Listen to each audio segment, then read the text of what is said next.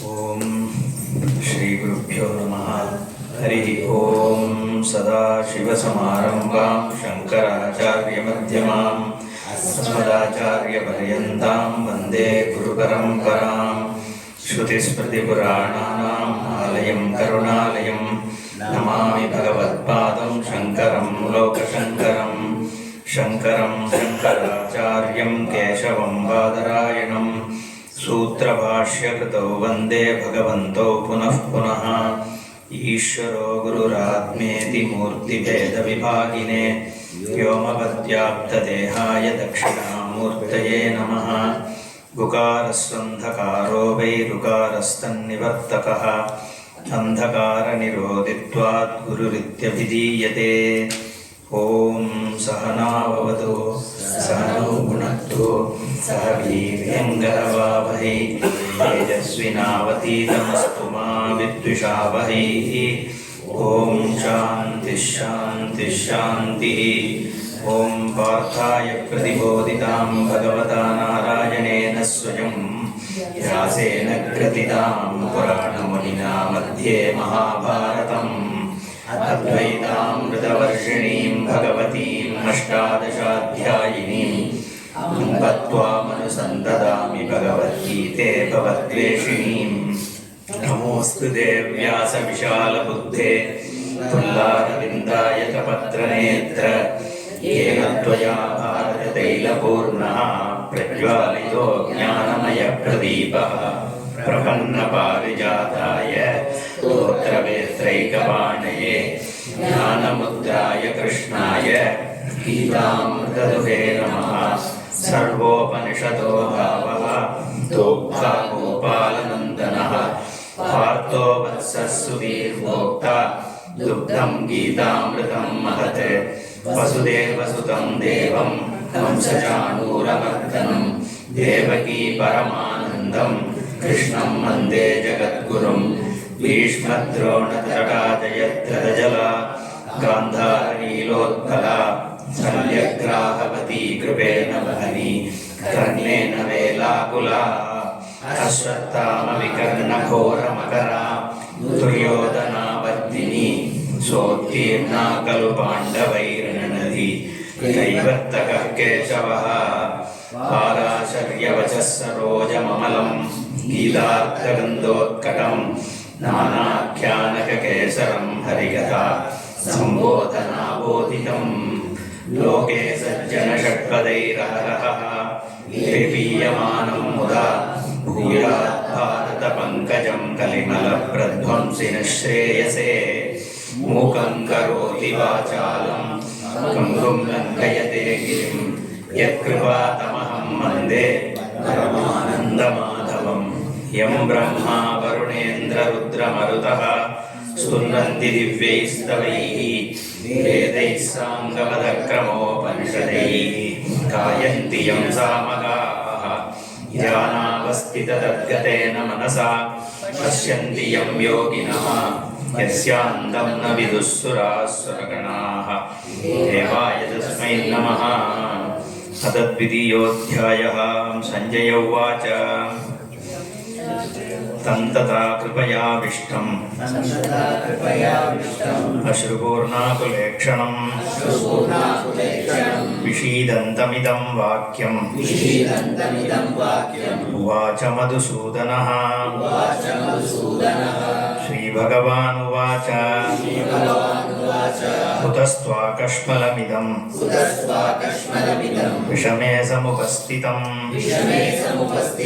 अनार्यजुष्टमस्वर्ग्यम् अकीर्तिकरमर्जुन क्लैब्यम् आस्मगमः पार्थ नैतत्त्वय्युपपद्यते। क्षुद्रं हृदयदौर्बल्यम् त्यक्त्वोत्तिष्ठ परन्तप। अर्जुन उवाच कथं भीष्ममहं सङ्ख्ये द्रोणं च मधुसूदन इषुभिः प्रतियोत्स्यामि पूजार्हा वरिसूदन पुरो न हत्वा हि महानुभावान् श्रेयो भोक्तुं भैक्ष्यमपीह लोके अत्वार्थकामांस्तु गुरूनिहैव भुञ्जीय भोगान् रुधिरप्रदिग्धान् चैतद्विद्मः कतरन्नो गरीयः यद्वा जयेम यदि वा नो जयेयुः यानेव हत्वा न जिजीविषामः एव स्थिताः प्रमुखेदार्तराष्ट्राः कार्पण्यदोष उपहतः स्वभावः पृच्छामि त्वां धर्मसम्मूढचेताः यश्रेयस्यात् निश्चितं ब्रूहि तन्मे शिष्यस्तेऽहं शाधि मां त्वां प्रपन्नं न हि प्रपश्यामि ममापनुद्यात् यच्छोकमुच्छोषणम् इन्द्रियाणाम् अवाप्य भूमौ असपत्नवृद्धम् राज्यं सुराणाम् अपि चाधिपत्यम् सञ्जय उवाच एवमुक्त्वा ऋषिकेशम् गुडाकेशः परन्तपः न योत्स्य इति गोविन्दम् उक्त्वा तूष्णीं बभूवः तमुवाच ऋषिकेशः प्रहसन्निव भारत सेनयोरुभयोर्मध्ये विषीदन्तमिदं वचः श्रीभगवानुवाच अशोच्यानन्वशोचस्त्वम् प्रज्ञावादांश्च भाषसे गतासु न गतासूंश्च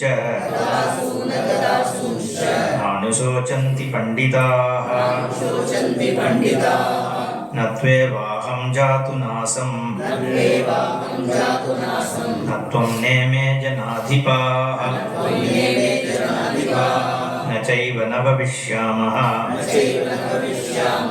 सर्वे वयमतः परम् देहिनोऽस्मिन् यथा देहे कौमारं यौवनं जरा तथा देहान्तरप्राप्तिः धीरस्तत्र न मुह्यति मात्रा स्पर्शास्तु कौन्तेय शीतोष्णसुखदुःखदाः आगमापायिनो नित्याः तान् तितिक्षस्व भारत यं हि न व्यथयन्त्येते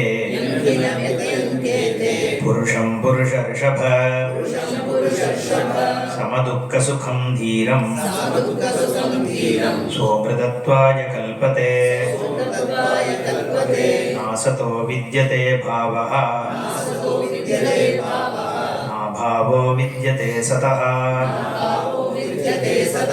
उभयोरपि दृष्टोऽन्तः अनयोस्तत्त्वदर्शिभिः. By the time we finish, it's already 22 minutes. Okay, so this chapter is called Sankhya Yoga. The word yoga can be used in many meanings. Okay, it comes from Yujudhatu. Okay, so this Sankhya Yoga, Bhakti Yoga, Jnana Karma Yoga, all these represent Sangatihi, topics. They don't mean yoga in the way we understand. That is why the terms like Bhakti Yoga and all that was not used by Bhagavan. Okay, but in a different context, he does use words like Jnana Yoga and all that. Bhashyakara also talks about it. But again, there it doesn't mean yoga the way we think, right, as path. Okay, because I am addressing that question on between Bhakti Yoga and Jnana Yoga, which is better, right? So there is nothing called Bhakti Yoga, okay? Bhagavan talks only about yoga, Brahma Vidyayam Yoga Shastre. And there the word yoga means to be connected, to be collected, connected, the huge. Now connected to what? To Ishvara, okay? That is what is called Karma Yoga. The reason is, you do it as part of the karma that you do. Because, like I said the other day, Bhagavan says, Nahi kaschit kshanamapi jatu tishtati akarma karte. You cannot be without doing karma. The only person who can be without doing karma is the one who recognizes that he is an akarta. So when we say he is not doing karma, means his kartrutvam has gone away. It's not that he is not doing action. Kriya he will be doing. But he doesn't have kartrutva. I am the doer. The doership is gone. That is what is called. He is going to talk about it, this chapter itself. Bhagavan is going to talk about karmani akarmayah pasyet akarmani cha karmayaha sa buddhiman manushyeshu. In action you see non-action. How? Because action is not the action itself, but the doership which is actually creating that I am the doer is the problem. Why? Because it creates your guilt and hurt, like we said. So you can look at Gita psychologically, you can also look at Gita from our traditional. So what is this moksha, for example, right? Your question, what leads to moksha? Can bhakti lead to moksha or jnanam lead to moksha? Is the question. Can I go to moksha through bhakti as well as through yoga, as well as through, like Vivekananda and all said, right? 4 paths to realization. Can I do that? So to further, we need to understand what moksha means, right? Moksha, the word comes from mucchidatu. I mean, to be free. Being free means from what? So typically we say free from bondage, right? That I am getting pushed around. That is the problem, right? That I am incomplete. I am unhappy. I am a constant seeker. I am a wanting me, right? Every human being is a wanting person. I have a want, okay? The wants can change depending on each person, right? Somebody wants a scooter, somebody wants a kid, somebody wants happiness, somebody wants something else. But the fact that I am a wanting person is a problem. That is what leads me to action, guilt, hurt, action, guilt, hurt. So that is one view of I want to be freed from being a wanting person. This is a view from psychology perspective, right? And human need perspective. I don't want to say psychology. The other is Shastra Drishti, right? So you have been born again and again, once like a bird, once as a reptile, once as a... This is Shraddha, right? We take the Shastra word that we have rebirth and all that. So that is the Jivatvam. I want to be free from this, okay? Because I don't want to keep getting into one or other of this, because I don't see it a happy state to be, right? Whether I am an animal or a bird or a human being, I have only problems, right? Only flashes of happiness here and there is there. Otherwise, we all would have committed suicide, right? Only because of those flashes of happiness here and there is there, we always think, okay, at least next weekend will be better, right? So that's why we all live, okay? So to be free from that is what is called moksha. Now, if this is moksha, and the problem is centered on me as a wanting me, and that wanting me, so long as he is a limited person who doesn't have everything in his possession, in his wherewithal, right? I don't have enough knowledge, I don't have control over situations, I don't have a control over how my wife or husband behaves towards me, right? Or my child behaves towards me. How my body behaves, I don't have control, right? What kind of food I get today, like I said, when I cross the road, there is no guarantee we reach the other side. So this is the capacity we have. So in this, is there a possibility of me being free, right? If I do bhakti, Bhagavan comes and gives. What can he give?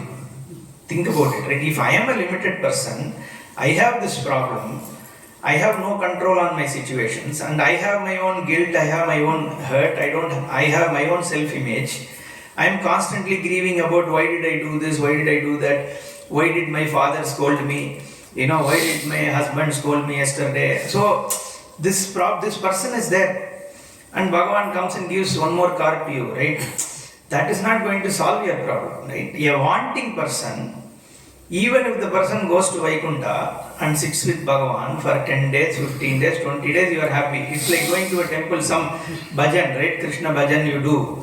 After the bhajan, you come back on the road, some auto fellow comes, you say Saugraki, right? So, only that much is your this thing, right? Only till that time you are doing bhajan, you are happy, right? Because fundamentally you are the same person. Even if you go to Nirvikalpa Samadhi, after you come back to the normal thing, you are still the same person. So, until that fundamental issue is addressed, you can never be happy. Now, if you are fundamentally only limited, there is no solution to this, right? There is no solution at all. That is where, like I said the other day, only Shastra gives you a promise. Okay, until you realize it's only a promise. The promise is, I can show you that you are not limited. That is a promise. You are Sarvam is a promise. Now, if you don't believe this, what option do you have? There is no option, right? You have to remain the same. So, you have to give benefit of doubt because you don't have a choice, right? So, you have to give a benefit of doubt, that is one. Now, then if you are everything, suppose you give the benefit of doubt to the Shastra's view that you are everything, then what does it become? It doesn't become a thing for you to reach. Because if something away from you, you can reach.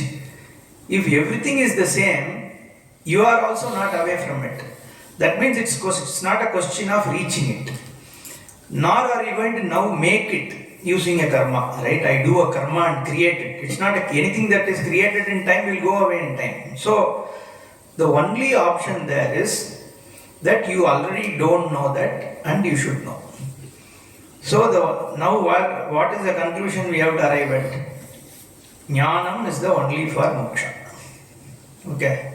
Purely by logic. It's not because Shastra says that. There is no other choice. If at all there is a moksha, the only possibility is what Shastra is saying, right?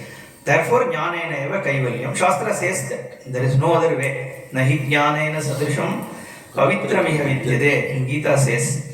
Why pavitram? Because it removes. See, where are your impurities? It's on your own self, right? Your own ego.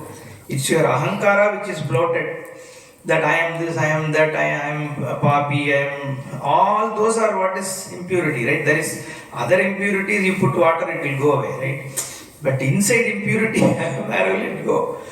Only way it can go is if you realize yourself to be not that. Then it goes away along with the jivatvam. So when you are everything, where is impurity? So that's why this jnanagnihi sarvakarmani bhasmasat kurte, Bhagavan says. So the jnana just burns everything away. Yeah, they don't exist, they are falsified. The moment it is falsified, it is burnt. That's why it is the greatest purifier. Bhagavan says that. Okay. Thank you.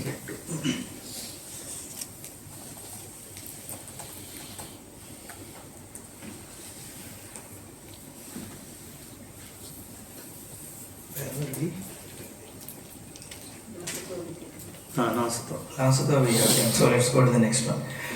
Avinashitu tadviddhi yena sarvamidam tatam vinashamavyayasyasya nakaschit kartum arhati.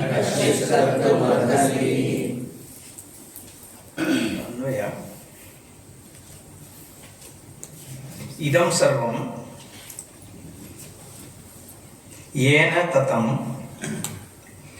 tat tu avinashi iti viddhi asya avyayasya vinasham na kaschit kartum arhati. Idam sarvam, all that is here. Okay, this idam is an interesting word, right? So like I said, there are only dauhi padartha, only two things. One is aham, the other is idam. Okay. All that is known by this cognition is idam. So what is known by this cognition? Sun is known by this cognition. Sun, you say this sun. Moon is known by this cognition. So galaxies are known by this cognition. Earth is known by this cognition. This room is known by this cognition. This body is known by this cognition. My breath is known by this cognition. My emotions, anger and all that also is this cognition, because you know as this, I am angry, you know. So, Annamaya, Pranamaya, Manomaya, Vijnanamaya, Anandamaya, everything is known by this cognition. Only Aham is not known by this cognition. Okay. So, this Idam Sarvam, okay, Yena Tatam is pervaded by what? So, pervaded means what they are not away from. That's all it means. So, the moment we say pervaded, then the spatiality comes into our mind, right? We think everything is there, space, and something is like there in between all of that, right? That means you are giving reality to space, you are giving reality to the objects, and something which pervades it also. Okay. So the way we have to understand this tatam vyaptam is what they are not away from. That's all. When they are not away from something, satyam mithya only again. When they are not away from is, consciousness is, that means consciousness is pervades all of them. Correct? So when the sun is not away from consciousness is, then isness pervades the sun. That's all. So if there is only isness, the space is also is. So to your question, right? Your question on whether there are individual consciousnesses, right? So when I say this here, idam, this mic, I said this mic is, okay. So the mic is not away from consciousness, right? Sun is a sun is knowledge. Sun is means what? Sun vritti is there. So a sun vritti means a change on thought, for example, right? Or a cognition is the word we use. The sun cognition is what? When I say sun is, that means there is a sun cognition is. Okay. Cognition is nothing but a mental vritti. A change which is making sun visible, right? And what is the content of that cognition is consciousness. Okay. The change is, there is nothing called change, right? Change is not a substance. The content is consciousness. Okay. Now the sun is sun consciousness, right? Moon is moon consciousness. Earth is earth consciousness, clear. I am is me consciousness, right? Outside me is outsideness consciousness, right? Inside is inside consciousness, okay? So the both outside and inside are supported by the same consciousness. So the me and you and he and she, all of them are part of the same awareness which is giving that knowledge of you, me and all that, right? So this whole perception of duality, including my own I exist, this ahankara, right? That I exist is also lighted up by the same awareness, consciousness. So the consciousness doesn't say I am. So the mind says I am, right? The ahankara says I am. But it is lighted up by the same consciousness. So which means the Nana Jagat that you see, everything is lighted up by the same awareness. So there is no question of a second person having a consciousness and suppose I say you are there and I am there. Why am I saying? Because I can see a name and form. And there is also space in between, right? Between me and him. Now, his name and form is lighted up by the consciousness. The space is also lighted up by the same consciousness. Me being a seer also is lighted up by the same consciousness, right? So, every inert object, every perception doesn't have their existence other than their being consciousness. So, there is no question of his consciousness and my consciousness, right? This his and me itself, that's why we said, when we say there is space inside pot, okay, there is space inside a pot, the pot is broken. Now we say the space within the pot has merged with the larger space. Though we say that, even when the pot was there, the pot is already within the space only, right? It is not there is space in the pot, but it is actually the pot which is in the space. You get that, right? So the pot's existence itself is because of space. It's not that the space within the pot is there, right? It is actually the pot which is. So when I say I have consciousness, this I that I am saying, right? This body has consciousness. When I say this body itself is perceived within consciousness only. So is consciousness within the body or is body within the consciousness? You understand that, right? So that is why this nanatvam is not establishable at all, because everything is pervaded with the same isness. Therefore, you shouldn't, that's why this whole view of saying I am the consciousness inside this body is a little problematic. It's like that reflection on different parts, this Pratibimbavada we talk about, right? When we say there is a Pratibimba, see, one of the methodologies to say, like Jaishankarji was saying, is called Pratibimbavada. Just to say, how does so many conscious entities there? They say there is one sun, and suppose there are many pots containing water. It is the same sun which reflects in each of the pots, right? That is how the same Chaitanya is reflecting each person's body, is what, that is the model. If you take that model, then the sun is sun, that is fine. But what is the reality of this pot, right? So then it is not Advaitam, no? Sun is one entity, the pot is another entity, the water there is another entity. So you can't say everything there is only sun. So now, which means if you say there is consciousness in each body, the body becomes another reality than the Chaitanya. But the question that we ask is, can the body exist without it being part of awareness? See, that is the question, right? Unless an awareness, a consciousness lights it up, illuminates, there is no perception of body. So it means it is always pervaded by the same. Not only Shastra Pramana, you can cognize this knowledge, right? Once you recognize this, then you can see that without anything being object of consciousness, there is no object at all. Okay. So that is why he says, Idam Sarvam Yena Tatam, by Vyaptam, it is pervaded by what? Means what it is not separate from. Okay, that is what it means. Tattu Avinashi iti Vidhi. That which pervades these is not destructible. Okay. Now the question is, what can be destroyed? Okay. Suppose there was, one pot, it is broken, it is destroyed, we say, right? Or suppose there is an animal, one goat. So Abdullah had it for his lunch. Okay. So it got destroyed. Okay. So something which exists and doesn't exist is called destruction, right? Or somebody had 4 limbs, got into an accident, lost a limb. Which means what? It should have an attribute, an existence with the attribute, or avayava should be there for it to have a change or to get destructed. Also, it should have come within time, then it goes away in time, right? Something which got created in time. A goat was born and it was fed, and then it fed somebody, right? So which means it came in time and it went away in time, right? So that which is born in time only gets destructed. That which have attributes can get destructed. That which has got avayava, parts, can get destructed.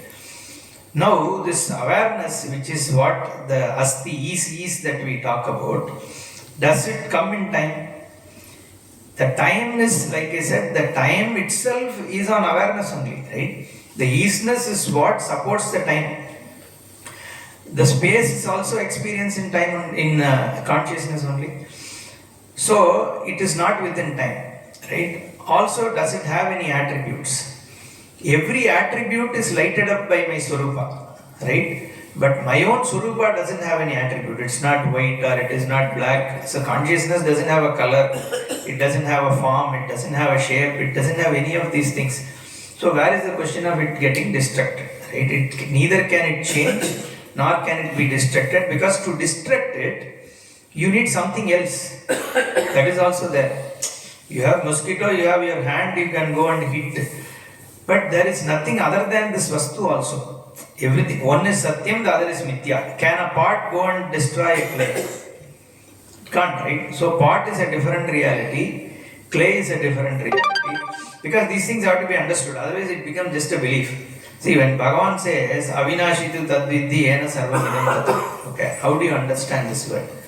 He says, consider it to be not destroyable, what pervades everything. That's what he says. Either it's a meaningless sentence, or you need to understand it somewhere or the other. So what pervades? When you say pervade, what is it that is pervading? How do you recognize? What do you understand from this? So between you and me, is there anything that is pervading? Space. Space is also outside, no? Yes. Okay, spatiality is one, you can take that, okay. So space also is indestructible, right? Avinashitu tadvidhi ena sarvamidam tatam, okay. But space is not available in my deep sleep also, right? So space exists in a vacant state, right? But in deep sleep again it is not there. And what, see again space, like then we have to come back to the same thing, right? The space's existence is not beyond my perception, right? So avinasitu tadvidhi yena sarvam idam tatam vinasham abhyasya asya na kaschit kartum arhati. So here he says, because it is not available for objectification, something cannot go, and so there is nothing other than it. Also, it is not available for your own objectification, right? It is your Swarupa itself. Because it is not available as an object, it is the subject of everything. So there is no way it can be destroyed. Okay, that is the meaning for this.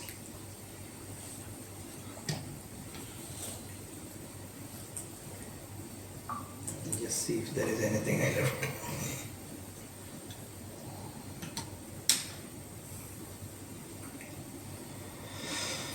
Okay, this is another one I wanted to talk about.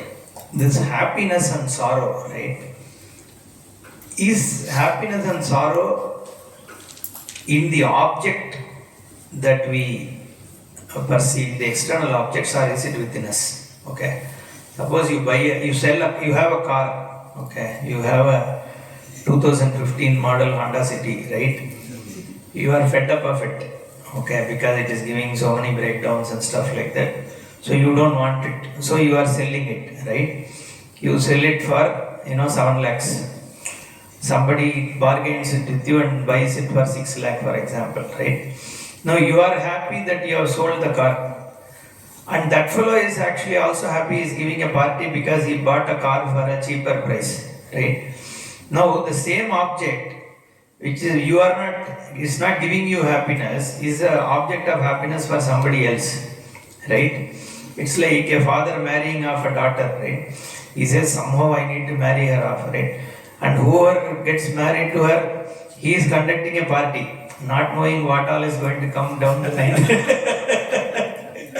So, what is an object of happiness for somebody is not necessarily the happiness for someone else, right? Again, this we say, right? First gulab jamun, you are happy. Second one, you are little lesser happy. The sixth one, you say, no, please, thank you very much, right? Because the object itself is not the source of happiness, right? So somewhere, it is linked to you. So that's what I'm just trying to say, right? So the happiness is always part of how you relate to objects, but it is more a psychological what you are, okay? Is it emanating from mind? Yeah, it's a mental thing, right? Like mostly psychological. Okay. Then this another point we need to think, right? So how do I get rid of? So you are saying the world is full of dukkha and all that, right? Like whatever we just discussed. So how do I get rid of this asat? Okay. Do I need to destroy it? Right? Like this manonasha that Jaishankarji spoke about, right? Stop your thoughts. Is what they say. Some people say that that yoga and all says you need to stop your thought. Then only you are happy. Thoughts are your problem. Okay. Because he's not able to handle the mind, right? Essentially that's what it is. Whoever said that, he doesn't know how to control it. All kinds of thoughts come, anger comes, fear comes, worry comes. So he says stopping the thought is what is the biggest thing, right? So basically, do we need to destroy asat? Is it even destroyable, right? So how do you get to the clay in the pot? Do you need to destroy the pot? No, right? Because when a pot is fully pervaded by only clay, all you need is the knowledge of clay. The pot is automatically gone. This mrityor mukshiya ma amritat, we say, right? Trayambakam. It's like that. So how do you get away from bondage?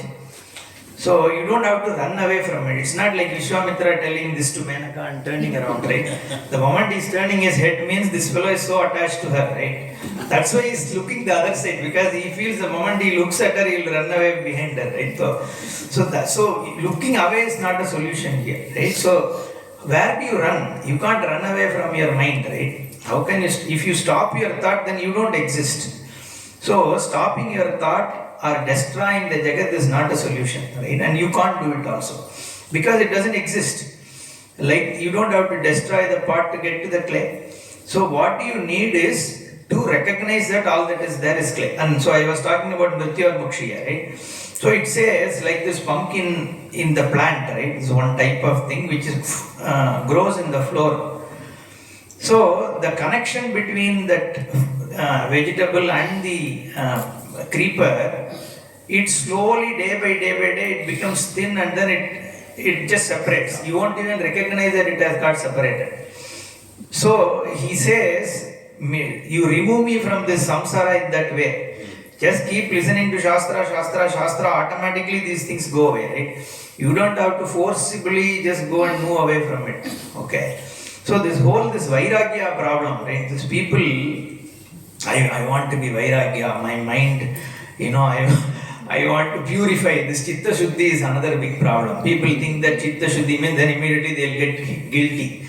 They'll say, oh Swamiji, Guruji, I don't have Chitta Shuddhi. My mind is always thinking this and that.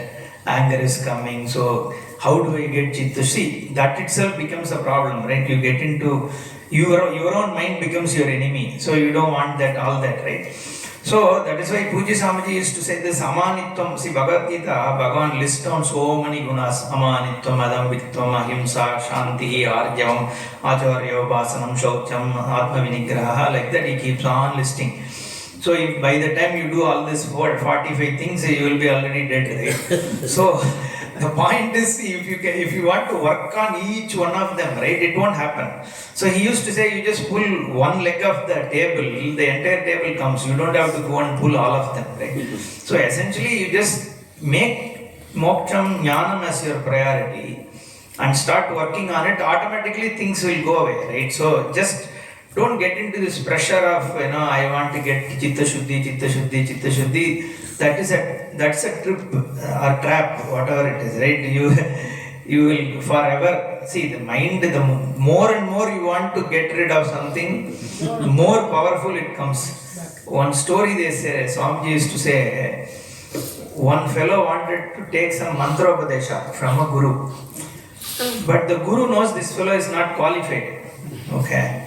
So he didn't want to give also, but this fellow kept on pestering. Okay, so he had no option but to give it. Okay, so then he gave that mantra. Okay, and then after giving that mantra, he said you should do the japa of this mantra every day 100 times, 108 times in the morning.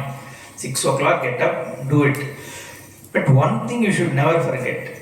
Before starting this japa, never think of a monkey. Okay, he said that. So next day he said, okay, I'm going to start doing the japa. Then Swamiji said something. No, this monkey. So immediately monkey thought comes, right?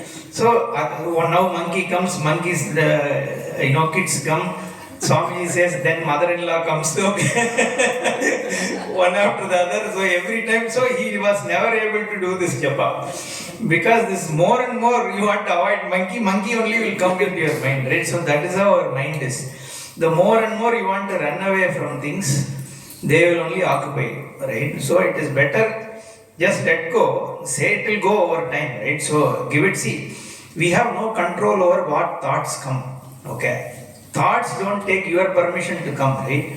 So only thing you can do is once a thought has come, don't give yourself to it. So Bhagavan says, In Hridaya Ragadvesho Vyavastito, Tayorna Vasham na Agache. So the likes and dislikes are there in you, right? You don't have control. I like gulab jamun, I have no control, right? It's a natural thing. But do I need to go and steal in order to get a gulab jamun? If it is an adharma, do I need to do? There I have control, right? I mean, most of us. Sometimes there also your emotion overpowers you, right? So wherever you have control, right? So try to exercise control is what Bhagavan says. So slowly it will happen. So that's the point, right? So Karma Ganda Siddha Sutikta. no questions. Because generally the practices during classes we don't take questions, right? Otherwise it becomes, yeah.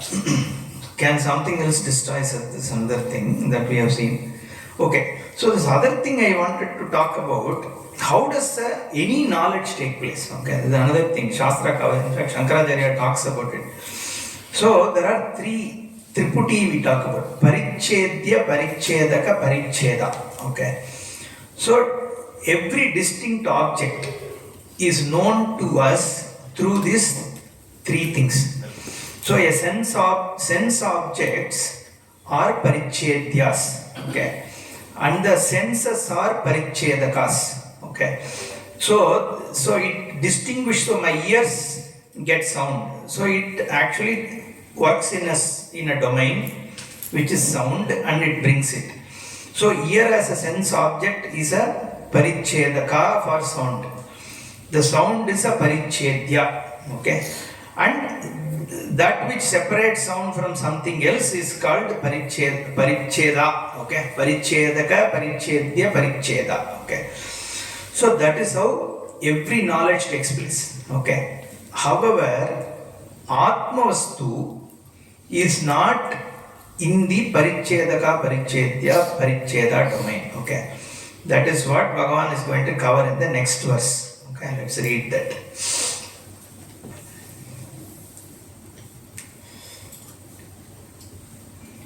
Antavanta ime dehaha Nityasyokta saririnaha Anashino prameyasya Tasmad yudhyasva bharata. Okay. Yudhyasva, may you wage the war. Okay, that's what he says. It's not an order. Okay, so we'll come to that. Anashinaha aprameyasya nityasya sharirinaha ime dehaha antavantaha bhuktaha tasmat he bharata yudhyasva. Okay. Anashinaha. Anashi means, nasha means we know destruction. Okay. So anashinaha, that which cannot be destructed, okay, because it is not available for objectification, it doesn't have any parts, it doesn't have any attributes, it is not within time also.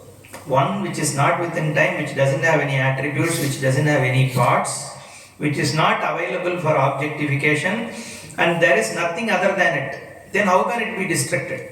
You need something else to go and destruct it. It has to have been born in time for it to go away in time. It should have parts, it should have attributes. When none of this is there for the Atmavastu, there is no question of nasha for it. In fact, every nasha is lighted up by this Swarupa. All destructions, that's why all Bhagavans have all Ayudha in their hand. Okay? Because the whole world is full of destruction, creation, destruction. That's what it is, right? Either COVID comes or something comes, it just destroys. Mahabharata happens, it destroys. Tsunami comes, things get destroyed, then it gets rejuvenated, right? So, both are Bhagavan. It's not like only goodness is Bhagavan, right? So, this is Sri Rudram, it says, Tavaishu Shivatama Shivam Babhuvate Danuhu, okay? Hey Rudra, Rudra is the one who gives phala of Papa Karma, okay? And Shiva is the one who is Mangala Swarupa, right?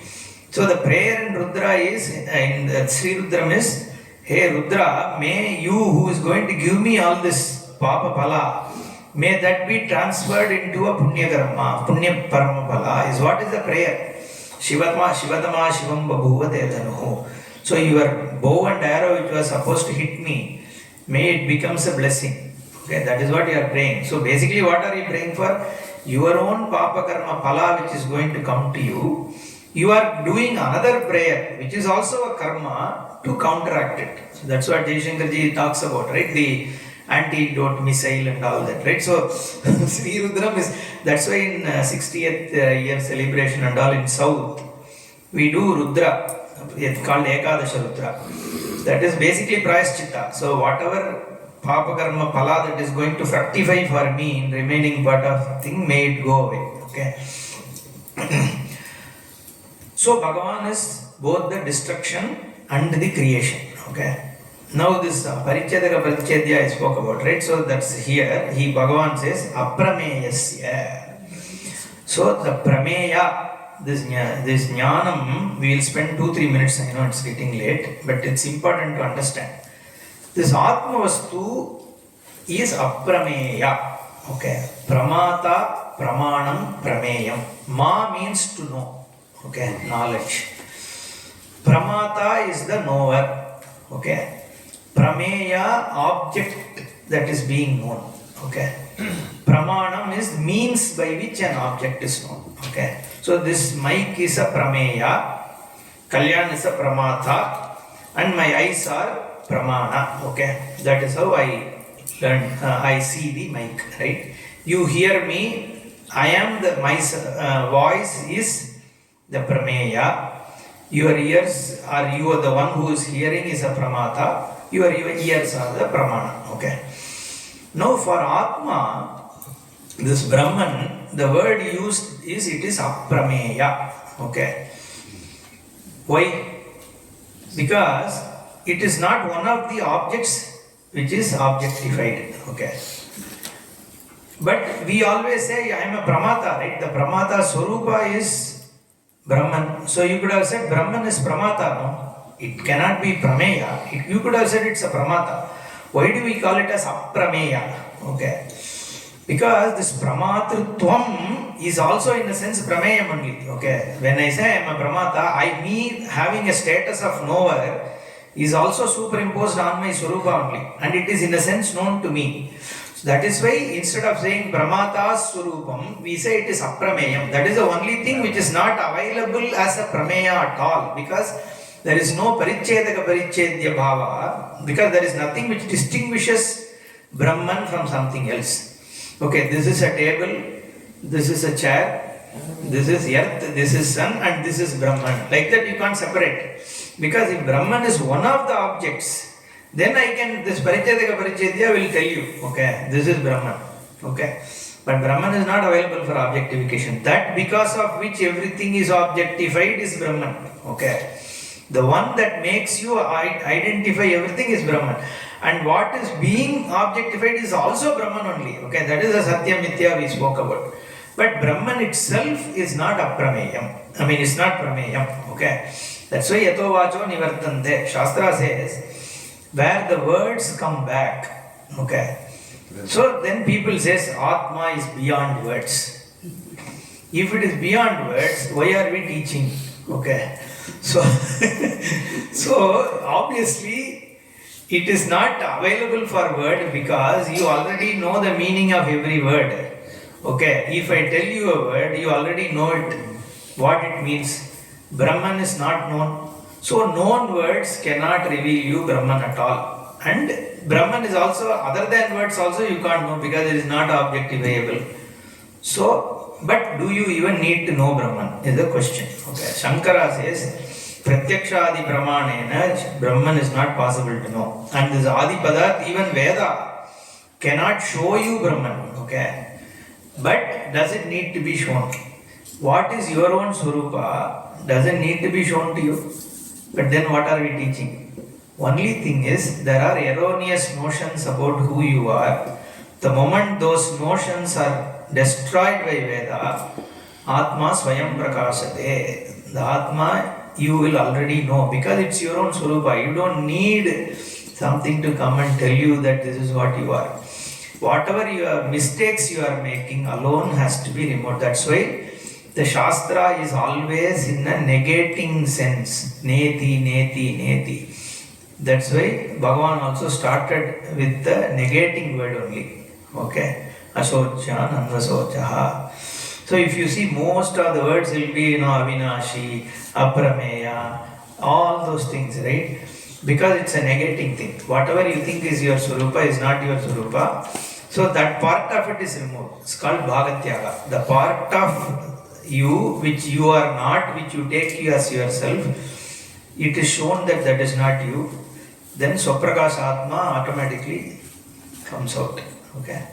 That is the teaching. Om Purnamadah Purnamidam Purnat Purnamudachyate Purnasya Purnamadaya Purnameva Vasishyate.